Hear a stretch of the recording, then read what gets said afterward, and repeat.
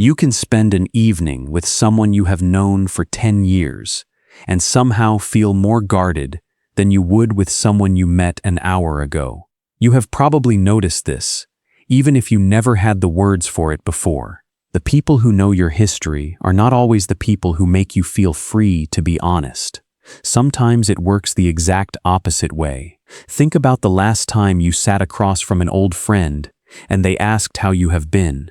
You said fine. You said busy. You gave the short version, the version that keeps things moving, the version that does not require anyone to sit with anything uncomfortable. Then think about a stranger on a plane, or in a waiting room, or at a party where you barely knew anyone. Somehow, with them, the truth came out easier. You told them things you have never said out loud to people who have known you for years. There is a strange thing that happens when someone already has a version of you stored in their memory. They remember who you were 5 years ago. They remember the version of you that made a certain decision, or went through a certain phase, or said something you no longer agree with. And some part of you feels like you have to keep matching that version, even long after you have changed. With an old friend, there is a history to protect. There is an image that has been built slowly, over years, without either of you fully noticing it happen. With a stranger, there is nothing to protect. There is no old version of you sitting quietly between the two of you at the table. There is only the person you are right now, in this exact moment, with nothing attached to it. People rarely talk about this, but distance can feel safer than closeness sometimes. Not because the closeness itself is bad, but because closeness comes with expectation, and expectation is heavier than it looks. The old friend expects you to still like the things you used to like. The old friend expects you to still handle things the way you always have. The stranger expects nothing, because the stranger has no memory to measure you against. You know what is funny? We spend years building friendships so we can finally be known. We share stories, inside jokes, difficult moments, ordinary Tuesdays. We let people in slowly, on purpose, because being known is supposed to feel like relief. And then, once we are known, some part of us starts to feel unknown in a different way. Known for who we were, not known for who we are becoming. Think about a group chat that has existed for years. The same jokes get repeated long after they stop being funny to anyone but the group itself. The same roles get assigned without anyone ever formally choosing them. Someone is always the funny one. Someone is always the reliable one, the one everyone calls when something goes wrong. Someone is always the one who does not really open up, the one who deflects with humor whenever things get too real. And once that role gets set, it becomes strangely hard to break, not because anyone is forcing you to stay in it, but because changing the role feels like it might confuse everyone, including yourself. This sounds small until you experience it yourself. You bring up something new about your life, something that does not match the old story people have quietly agreed to tell about you, and there is a small pause before anyone responds. That pause is not judgment. It is just surprise. But the pause is enough. The pause is enough to make you retreat back to the version of yourself that everyone already understands, because that version feels safer than the confusion of introducing a new one. With a stranger, there is no old story to contradict. There is no pause of surprise, because there was never an expectation to begin with. You are simply whoever you say you are in that one conversation, and nothing about it needs to be consistent with anything that came before. What is interesting is that this is not really about strangers being better than old friends.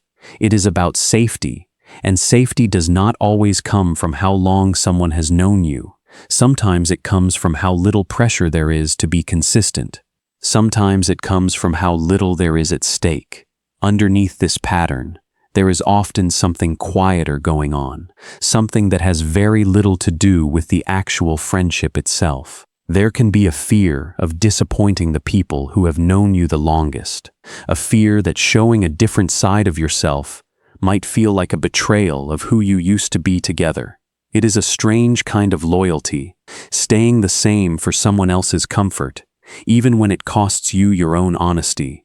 There is also a kind of exhaustion that builds quietly in long friendships, not from conflict, not from any single disagreement, but from performance. The performance of staying the same person, year after year, so that nothing ever has to be renegotiated, so that no one ever has to sit down and ask, "Wait, when did you become like this?"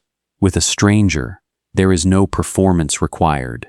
There is no old audience to satisfy.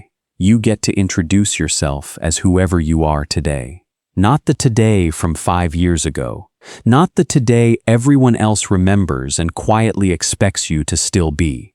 Just today, plain and unrehearsed. This does not mean old friendships are broken, and it does not mean you have to replace them with strangers on trains. It usually means something much simpler than that. It means people change faster than relationships know how to update.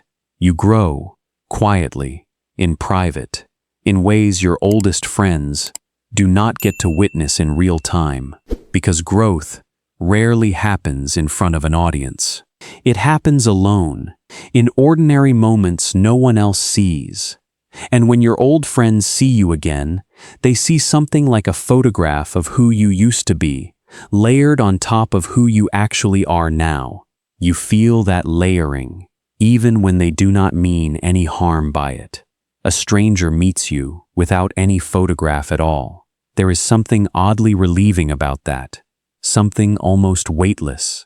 Not because strangers understand you better than the people who have known you for years. They usually understand you far less. But less understanding sometimes means less pressure, and less pressure can feel, for a moment, like freedom. With old friends, there is a version of closeness that comes with quiet weight. The weight of years, memories, inside jokes, past versions of a friendship that both people are still holding on to without ever discussing it out loud. That weight is not always a bad thing. Sometimes it is the exact thing that makes a friendship feel like home, the thing that makes you feel rooted somewhere instead of floating. But sometimes that weight becomes heavy enough that being fully honest feels like it might shift something that has stayed stable for a very long time, and shifting it feels riskier than staying quiet. And so, without really deciding to, people choose the stranger instead.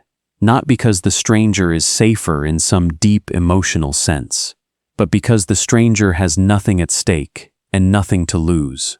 There is nothing to protect, with someone you will likely never see again. Maybe that is the real reason this happens.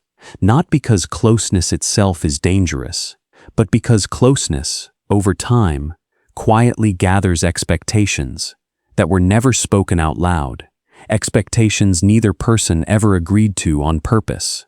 And somewhere along the way, being known started to feel a little too close to being expected.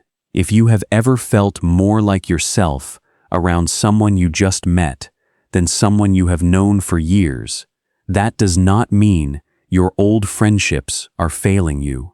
It might just mean you are growing in a direction that has not been introduced to them yet, a direction that has not had the chance to be seen. There is no fix required here, no advice about being more open on purpose, or scheduling deeper conversations, or forcing vulnerability into old friendships that were never built for that kind of pressure. Just an understanding, quiet and simple. Sometimes the people who know your history are not the same people who know your present. And both of those things can be true at the exact same time, without either one being wrong, and without anyone needing to apologize for it. For more videos like this, ones that help you understand the quiet patterns behind everyday feelings, follow Bridge Psychology.